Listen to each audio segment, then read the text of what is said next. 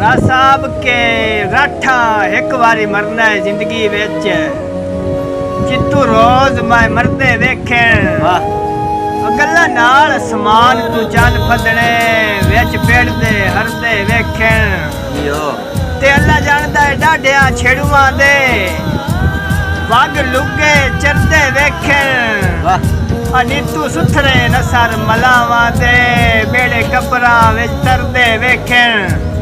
साहब के गल्ला कर तू तेरा हक बनदा है पर इतनियां सारियां ना कर गल्ला कर तू तेरा हक बनदा है पर इतनियां सारियां ना कर कुछ पक्कियां पीढ़ियां सच्चियां कर इंज बे इतबारियां ना कर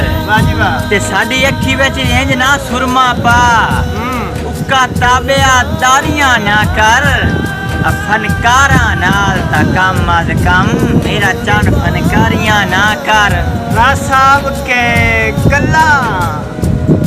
गल्ला मुक गया खुद जो मुक गया कहीं नाल तनाज़ कोई नहीं वाह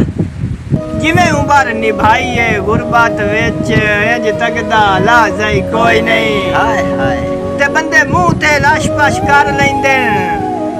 कांड मंगे ते मुलाज़ई कोई नहीं अचंदी मैयत ते लगदे नाम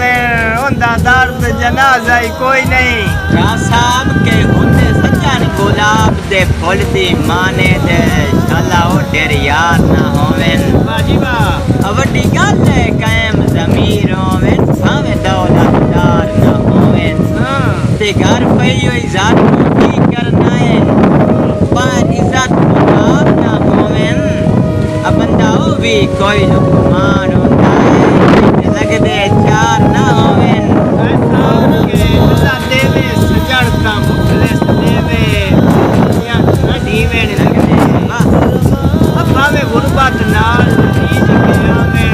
नाल गुरीवे लगदे ते घर दा फैज वलेवा होंदे छड़ फूक ढीवे लगदे हड्डीवा घर दा मुड़ भी नहीं पड़दा नक मार लुटीवे लगदे